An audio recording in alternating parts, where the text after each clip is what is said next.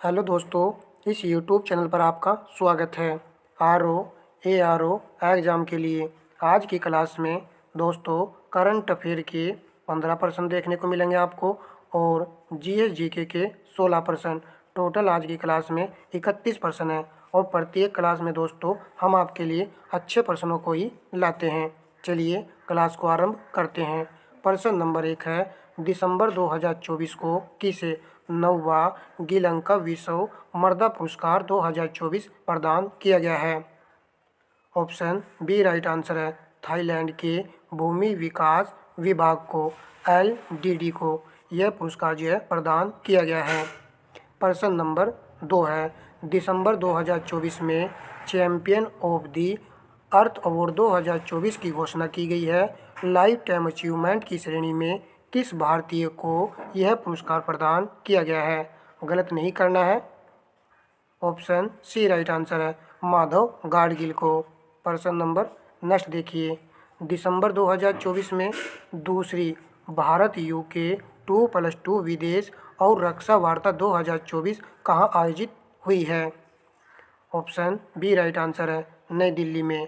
भारत और UK की 2+2 वार्ता नई दिल्ली में आयोजित हुई है दिसंबर 2024 में। प्रश्न नंबर 4 है, निम्न कथनों पर विचार कीजिए।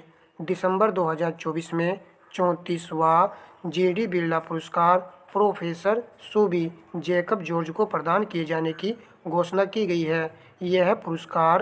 इस पुरस्कार के तहत 5 लाख रुपए की राशि प्रदान की जाती है।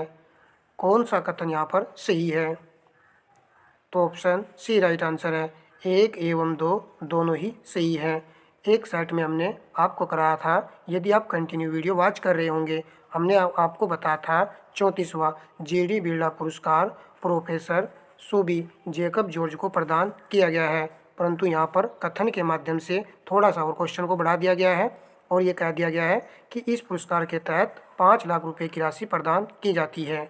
ठीक है दोस्तों, तो इस प्रकार करंट अफेयर के क्वेश्चन बनते रहते हैं, तो तथ्य सहित आपको करंट अफेयर के क्वेश्चनों को याद करते हुए चलना है। प्रश्न नंबर, हाल ही में 25वें हॉर्नबिल फेस्टिवल 2024 का आयोजन किस राज्य में किया गया है? मोस्ट इम्पोर्टेंट ये क्वेश्चन है। आपने आंसर चुन लिया होगा, डी राइट आंसर है, नागालैंड में 25वें हॉर्नबिल फेस्टिवल का आयोजन नागालैंड में किया गया है और ये साल के एंड में किया जाता है, अर्थात दिसंबर मंथ में इसको किया जाता है। ये भी इम्पोर्टेंट फैक्ट है। और आपने यदि पिछली क्लास वॉच की होगी तो हमने आपको बताया था कि यह 1 से 10 दिसंबर को जो है इस फेस्टिवल का आयोजन किया जाता है और 2000 में इसको शुरू किया गया था और 17 जनजातियों की समृद्ध विरासत का ये प्रतीक है। और यदि और भी फैक्ट है इसके, यदि और भी देखें तो याद कीजिए, इसको क्या कहा था हमने, त्योहारों का त्यौहार भी इसको कहा जाता है और हॉर्नबिल पक्षी के नाम पर ही इस महोत्सव को जो है मनाया जाता है। चलिए, सभी इम्पोर्टेंट फैक्ट थे। पिछली क्लास भी यदि आपने वॉच नहीं की है तो उसको वॉच कर लेना है भाई। दिसंबर 2024 में मरुस्थलीकरण से निपटने के लिए संयुक्त राष्ट्र सम्मेलन के पक्षकारों के सम्मेलन COP16 का 16वां सत्र 2024 कहाँ आयोजित किया गया है? तो COP16 का 16वां सत्र कहाँ पर आयोजित किया गया है, ये हमसे प्रश्न में पूछा गया है। तो ऑप्शन सी राइट आंसर है, दुबई में। इम्पोर्टेंट क्वेश्चन है। प्रश्न नंबर नेक्स्ट देखिए, निम्न कथनों पर विचार कीजिए। संयुक्त राष्ट्र का 29वां जलवायु परिवर्तन सम्मेलन COP29 2024 11 से 22 नवंबर 2024 तक बाकू अजरबैजान में आयोजित किया गया है। तो बाकू अजरबैजान में इसको आयोजित किया गया है। 2015 में COP21 के दौरान ही महत्वपूर्ण पेरिस समझौते जलवायु परिवर्तन पर अंतर्राष्ट्रीय संधि पर सहमति बनी थी। इम्पोर्टेंट क्वेश्चन है। तो ऑप्शन सी राइट आंसर है, केवल 1 और 2 दोनों ही कथन यहाँ पर सही लिखे हुए हैं। प्रश्न नंबर नेक्स्ट देखिए,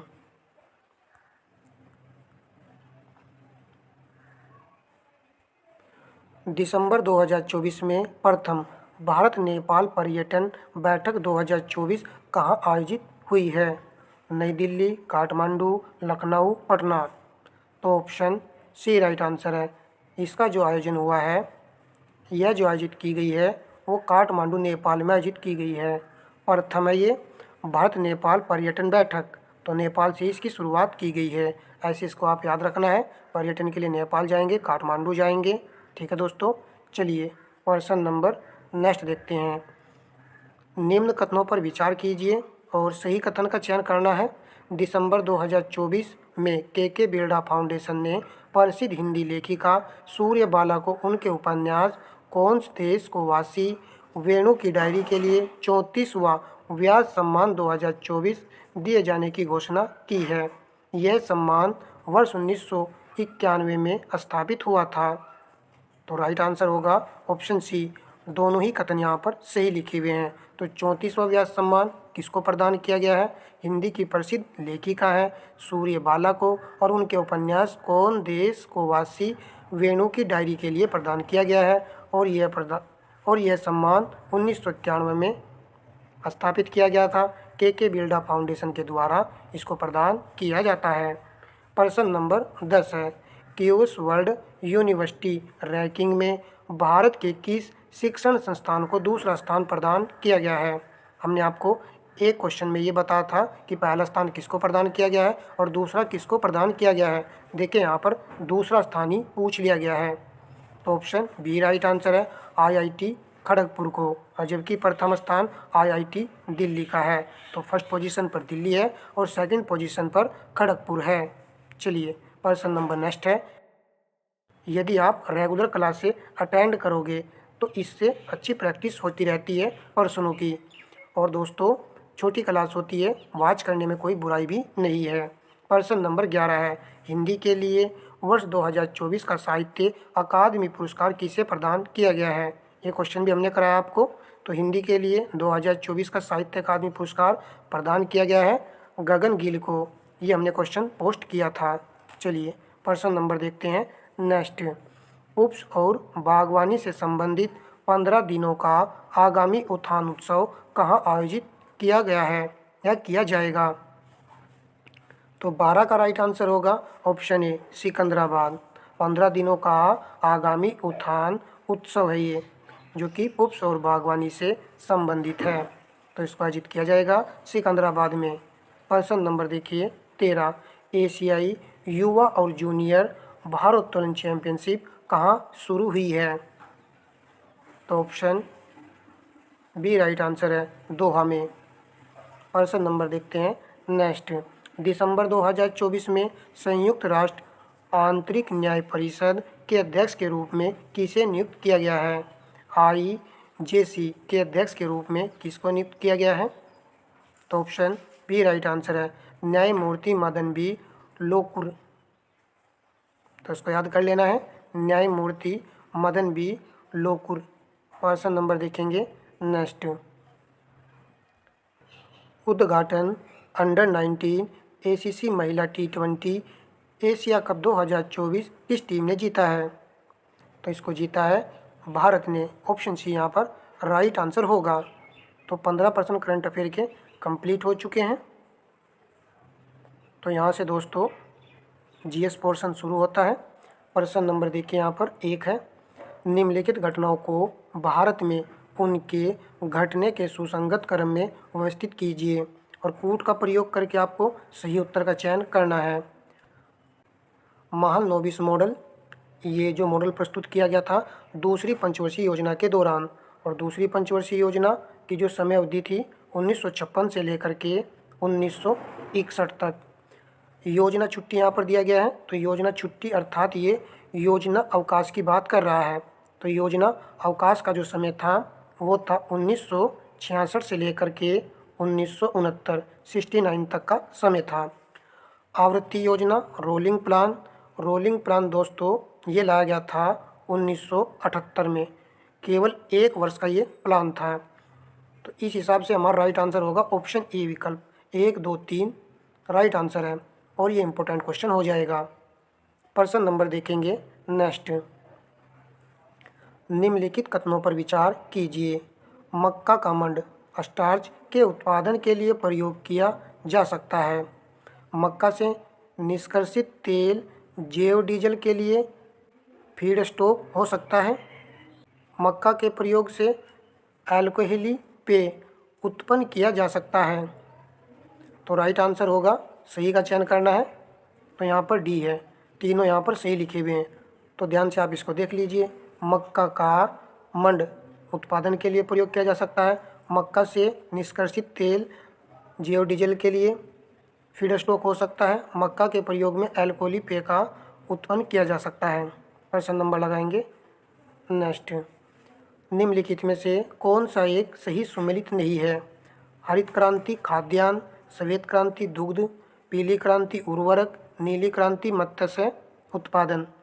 तो ऑप्शन सी राइट आंसर है। पीली क्रांति उर्वरक दिया गया है, जो कि गलत है।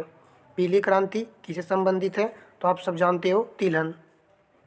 तिलहन से इसका संबंध है। तो यहाँ पर लिखा उर्वरक, तो उर्वरक उत्पादन के लिए कौन सी क्रांति आती है? भूरी क्रांति। कौन सी क्रांति? भूरी क्रांति आएगी। ठीक है, चलिए प्रश्न नंबर देखेंगे नेक्स्ट। निम्नलिखित ऊर्जा रूपांतरण के संदर्भ में कौन सा एक युग्म सही सुमेलित नहीं है? सौर सेल प्रकाश ऊर्जा को विद्युत ऊर्जा में, माइक्रोफोन यांत्रिक ऊर्जा को विद्युत ऊर्जा में, बल्ब का जलना विद्युत ऊर्जा को प्रकाश एवं ऊष्मा ऊर्जा में, सितार यांत्रिक ऊर्जा में ध्वनि ऊर्जा में। तो आपने आंसर चुन लिया होगा, ऑप्शन बी राइट आंसर है, माइक्रोफोन। ये दोस्तों ध्वनि ऊर्जा को विद्युत ऊर्जा में रूपांतरित करता है। सितार को याद रखना है, ये यांत्रिक ऊर्जा को ध्वनि ऊर्जा में रूपांतरित करता है। चलिए प्रश्न नंबर देखेंगे नेक्स्ट। सदिश राशि के संदर्भ में निम्नलिखित कथनों पर विचार कीजिए। इन राशियों में केवल परिमाण होता है, दिशा नहीं होती है। चुंबकीय क्षेत्र तीव्रता एवं चुंबकीय क्षेत्र प्रेरण सदिश राशियों के उदाहरण हैं। कूट का प्रयोग करना है, सही उत्तर का चयन कर लेना है। तो राइट आंसर होगा ऑप्शन बी, केवल 2 सही है। सदिश राशियों में दोस्तों परिमाण के साथ साथ दिशा भी होती है। और इसके जो इम्पोर्टेंट उदाहरण है वो यहाँ पर देखिए, चुंबकीय क्षेत्र की तीव्रता और चुंबकीय क्षेत्र प्रेरण, ये इसके उदाहरण हैं सदिश राशि के। अन्य उदाहरण भी हैं जैसे कि वेग, संवेग, तो ये भी आपको याद रखने हैं। ये तो अक्सर याद ही रहते हैं, परंतु यहाँ पर ये ज़्यादा इंपॉर्टेंट है, चुंबकीय क्षेत्र की तीव्रता। प्रश्न नंबर देखेंगे नेक्स्ट। उत्तर प्रदेश के संदर्भ में निम्नलिखित कथनों पर विचार कीजिए। यह भारत का सबसे बड़ा रेशम उत्पादक राज्य है। क्या ये भारत का सबसे बड़ा रेशम उत्पादक राज्य है? नहीं, ये गलत होगा। रेशम उत्पादक का सबसे बड़ा जो राज्य है वो आपका कर्नाटक राज्य है। वाराणसी की साड़ियाँ विश्व प्रसिद्ध है, ये बात सही है। तो ऑप्शन बी यहाँ पर राइट आंसर होगा। चलिए नेक्स्ट प्रश्न देखते हैं। और रेशम का उत्पादन जो उत्तर प्रदेश के सोनभद्र जिला मिर्जापुर में किया जाता है। कांग्रेस के खिलाफत आंदोलन का समर्थन किया मुख्यतः। नीचे दिए गए कूट से सही उत्तर चुनिए। खलीफा की पुनः स्थापना के लिए, खलीफा को हटाने के लिए, मुसलमानों की सहानुभूति प्रदान करने के लिए, मुसलमानों की सहानुभूति प्राप्त करने के लिए, कांग्रेस में जिन्ना को होशिये पर लाने के लिए। ऑप्शन ए राइट आंसर है, 1 एवं 3 यहाँ पर सही है। कांग्रेस ने खलीफा आंदोलन का समर्थन किया था मुख्यतः खलीफा की पुनः स्थापना के लिए। खलीफा की पुनः स्थापना के लिए देखिए, तुर्की में खलीफा की पुनः स्थापना करने के लिए कांग्रेस ने खिलाफत आंदोलन का समर्थन किया था, ताकि हम वहाँ पर जो है खलीफा की पुनः स्थापना कर सके, यानी मुसलमानों का हम साथ दे सके, तो मुसलमान फिर हमारा साथ देंगे असहयोग आंदोलन में। ऐसा किया गया, इसलिए खलीफा को हटाने के लिए नहीं आएगा। और ये 4th वाला पॉइंट भी नहीं आएगा। यही कारण था कि असहयोग आंदोलन में मुसलमानों का भी साथ प्राप्त हो सके, ताकि हम उनका साथ दें और वो हमारा साथ दें। प्रश्न नंबर नेक्स्ट है। महात्मा गांधी के निम्नलिखित आंदोलनों को प्रारंभ से सही क्रम में व्यवस्थित कीजिए। तो सही क्रम वाला ऑप्शन आपको चुनना है। चंपारण आंदोलन हुआ था 1917 में, और अहमदाबाद 1918 में हुआ था। खेड़ा आंदोलन भी 1918 में हुआ था। असहयोग आंदोलन 1920। क्रम तो यही सही बैठ रहा है, तो ऑप्शन ए यहाँ पर राइट आंसर होगा। ठीक है,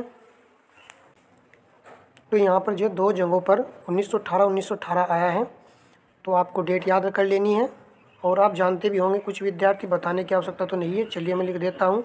खेड़ा आंदोलन हुआ था मार्च 1918 में, और जबकि अहमदाबाद 1918 है, परंतु इसका मंथ आपको याद रखना है, ये फरवरी और मार्च, ठीक है, में ये आंदोलन हुआ था। प्रश्न नंबर देखेंगे नेक्स्ट।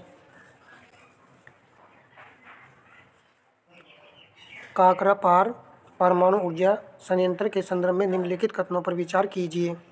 यह भारत का 24वां परमाणु ऊर्जा संयंत्र है। यह भारत का पहला स्वदेशी 700 MWE क्षमता का दाबित भारी जल रिएक्टर है। तो केवल यहाँ पर पहला कथन सही है, दूसरे वाला यहाँ पर गलत होगा, ठीक है। इसकी क्षमता आपको याद कर लेनी है, ये पहला नहीं है, यह है दूसरा है। चलिए प्रश्न नंबर देखेंगे 11। कैथोड किरणों के संदर्भ में निम्नलिखित कथनों पर विचार कीजिए। इन किरणों में विद्युत ऊर्जा होती है। ये किरणें विद्युत एवं चुंबकीय क्षेत्र में विक्षेपित होती हैं। ये किरणें धातु की प्लेट को भेद सकती हैं। सही का चयन करना है। तो 11 का राइट आंसर होगा ऑप्शन बी, केवल 2 और 3 यहाँ पर सही है। इन किरणों में विद्युत ऊर्जा होती है, ये गलत है। यहाँ पर 2 पॉइंट आए हैं, इनको ही आपको याद कर लेना है। ये किरणें विद्युत एवं चुंबकीय क्षेत्र में विक्षेपित होती हैं। ये किरणें विद्युत क्षेत्र में विक्षेपित होती हैं और ये धातु की प्लेट को भेद सकती हैं। प्रश्न नंबर नेक्स्ट है। पूर्ण आंतरिक परावर्तन के संदर्भ में निम्नलिखित कथनों में से कौन सा सही है। पानी में हवा भरे बुलबुले चमकना, पानी में हवा भरे बुलबुले चमकना, काली से पोता हुआ गोला चमकना, पानी से भरे बर्तन की तली में पड़े हुए सिक्के का ऊपर उठा हुआ दिखाई देना। सही का चयन करना है। तो ऑप्शन ए राइट आंसर है, केवल 1 और 2 यहाँ पर सही है। तो इन दोनों पॉइंटों को याद रखना, ये पूर्ण आंतरिक परिवर्तन के उदाहरण है। जबकि पानी से भरे बर्तन की तली में पड़े हुए सिक्के का ऊपर उठा हुआ दिखाई देना, ये दोस्तों अपवर्तन की घटना का उदाहरण है। प्रश्न नंबर देखेंगे नेक्स्ट। वायुमंडलीय अपवर्तन के कारण होने वाले परिवर्तनों के संदर्भ में कौन सा सही है। सही का चयन करना है। मरग मरीचिका का बनना, तारों का टिमटिमाना, सूर्योदय तथा सूर्यास्त के समय सूर्य का चपटा दिखना। तो अपवर्तन के जो उदाहरण यहाँ पर 2 और 3 है, तो ऑप्शन बी राइट आंसर है, केवल 2 और 3 यहाँ पर सही रहेगा। मरग मरीचिका का बनना, ये पूर्ण आंतरिक परावर्तन का उदाहरण है दोस्तों। चलिए प्रश्न नंबर देखेंगे नेक्स्ट। उत्तर प्रदेश के संदर्भ में निम्नलिखित कथनों पर विचार कीजिए। नीचे दिए गए कूट का प्रयोग कर सही उत्तर चुनिए। 2011 के अनुसार उत्तर प्रदेश जनघनत्व की दृष्टि से देश के राज्यों या केंद्र शासित प्रदेशों में प्रथम स्थान पर है। क्या प्रथम स्थान पर है? नहीं, ये गलत है। प्रथम स्थान पर तो दोस्तों बिहार राज्य है, बिहार के बाद पश्चिम बंगाल आता है, तो ये गलत हो जाएगा। उत्तर प्रदेश का सर्वाधिक जनघनत्व वाला जिला गाजियाबाद है, तो दूसरा सही है, ऑप्शन बी यहाँ पर राइट आंसर होगा। प्रश्न नंबर देखेंगे नेक्स्ट। चरकुला के संदर्भ में निम्नलिखित कथनों पर विचार कीजिए। नीचे दिए गए कूट का प्रयोग कर सही उत्तर का चयन कीजिए। यह सोनभद्र एवं मिर्ज़ापुर का प्रसिद्ध नृत्य है। क्या ये सही है? नहीं, ये गलत होगा। चरकुला दोस्तों आप सब जानते हो कि यह ब्रज क्षेत्र का है, ब्रज क्षेत्र का है। और इस नृत्य में महिलाएं 108 दीपों का चरकुला पिंजरा सिर पर रखकर नृत्य करती हैं। तो दूसरा सही है, ऑप्शन बी यहाँ पर राइट आंसर है। इंपॉर्टेंट क्वेश्चन है, एग्जाम में क्वेश्चन ये बना था। प्रश्न नंबर, तो ये लास्ट प्रश्न है। निम्नलिखित योजनाओं पर विचार कीजिए तथा उनको काल क्रम अनुसार व्यवस्थित कीजिए। कूट का प्रयोग करना है, सही उत्तर का चयन करना है। किसान समृद्धि आयोग, इसकी स्थापना कब की गई थी? तो 2017 में। मोस्ट इम्पोर्टेंट क्वेश्चन है ये। किसान वही योजना 1992। और किसान मित्र योजना 2001 में इसको प्रारंभ किया गया था। किसान क्रेडिट कार्ड योजना 1998-99। तो सबसे पहले सेकंड आएगा, सेकंड के बाद में आपका आएगा फोर्थ। तो ऑप्शन बी राइट आंसर है। चलिए दोस्तों, इस प्रकार हमने 31% कवर किए हैं। सेशन आपको अच्छा लगा है तो अपने दोस्तों में शेयर कर दीजिएगा, वीडियो को लाइक कर दीजिएगा। धन्यवाद दोस्तों।